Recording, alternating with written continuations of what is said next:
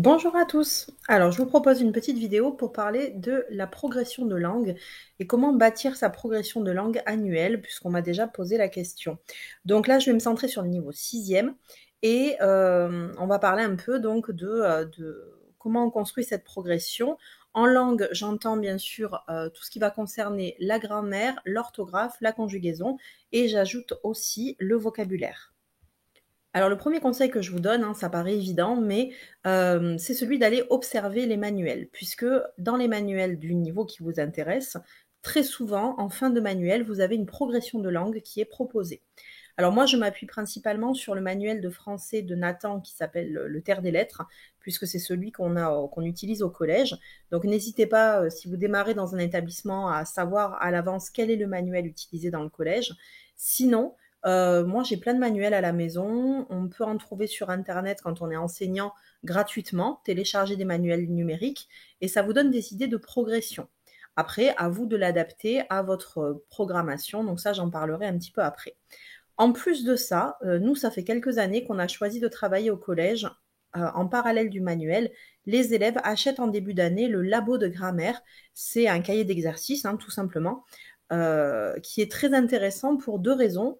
D'abord parce qu'il suit la progression du manuel, Terre des lettres, puisque c'est le même éditeur, c'est Nathan. Et ensuite, il nous est apparu intéressant pendant le confinement parce que il permet aux élèves d'avoir une licence pour pouvoir faire des exercices en ligne. En passant par leur ENT, en fait, on l'installe au collège, cette licence, et donc ils peuvent travailler à la maison sur leur labo en autonomie, avoir leur propre progression individuelle. Voilà, donc ça nous semblait intéressant, d'autant plus qu'on s'est dit, si on est de nouveau confiné, au moins les élèves peuvent quand même travailler en autonomie.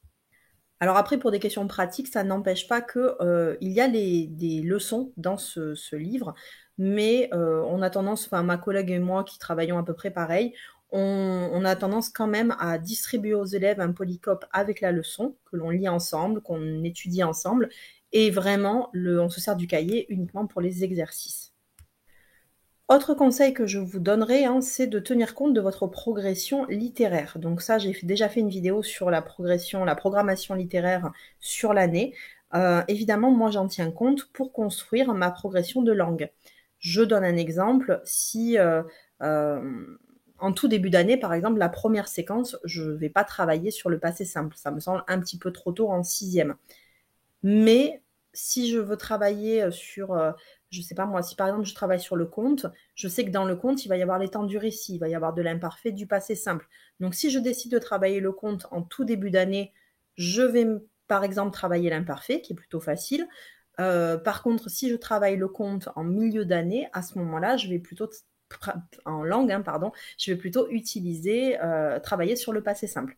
Donc j'essaye quand même de tenir compte de ce que je fais en littérature.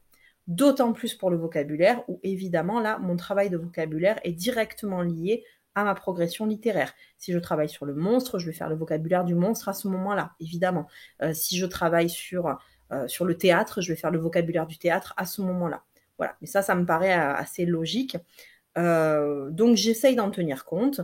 Souvent d'ailleurs, je vais utiliser le texte qu'on vient d'étudier en littérature comme support pour faire la leçon de grammaire ou de conjugaison qui suit.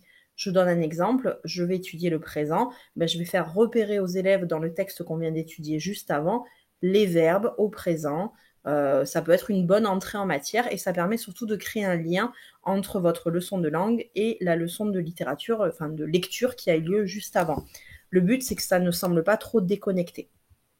Après, pour être très honnête, j'ai quand même dans mon classeur, les élèves ont des intercalaires pour vraiment séparer la lecture de la leçon de grammaire, de la leçon d'orthographe.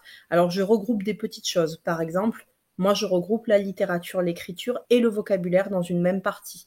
Je regroupe l'orthographe et la conjugaison dans une même partie. Parce que je sais que forcément, le travail sur les verbes et la conjugaison va avoir un impact sur des règles d'orthographe. Voilà, donc je regroupe des choses, mais quand même, j'ai ma partie grammaire, j'ai ma partie orthographe, conjugaison, etc.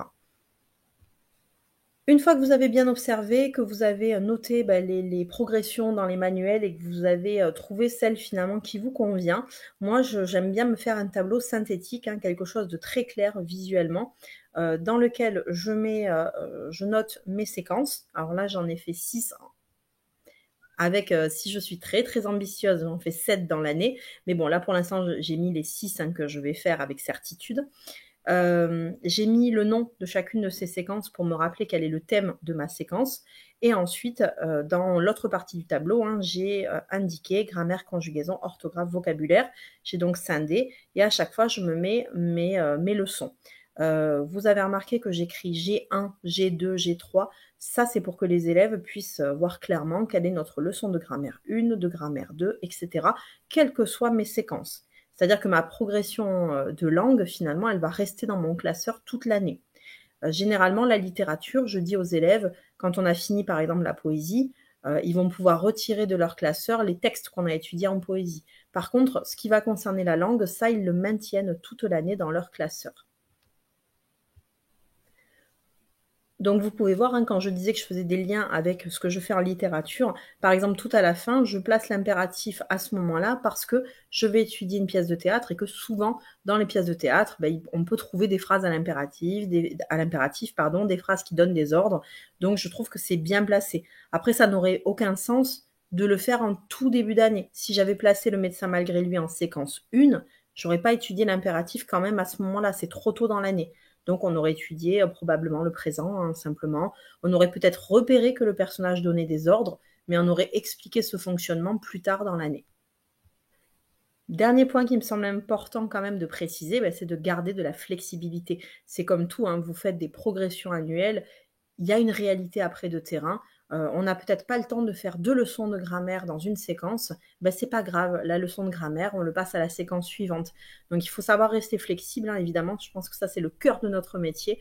Il faut sans cesse que l'on s'adapte, hein, aux emplois du temps parce qu'on nous impose aussi des choses, hein. Nous on avait prévu de faire d'autres leçons de langue et puis ce jour-là, ils nous ont mis, une réunion sur je ne sais quoi ou une intervention, extérieure. Donc c'est une réalité, hein, on ne peut pas maîtriser complètement sa programmation. Voilà, donc mon conseil évidemment, c'est de garder de la flexibilité. C'est pas grave, hein, si on n'a pas fini une leçon qui devait être dans la séquence 1, on la termine dans la séquence 2, c'est pas bien grave. Le tout, c'est de faire, d'arriver au moins à faire un maximum de leçons de langue, hein, ce qui était prévu sur l'année. Voilà. Donc je vous remercie, hein, de m'avoir écouté. J'espère que ça vous aura intéressé. Et puis surtout, n'hésitez pas à me dire, hein, sur quoi vous souhaitez que je fasse des vidéos, sur quel sujet vous intéresse. Je vous remercie.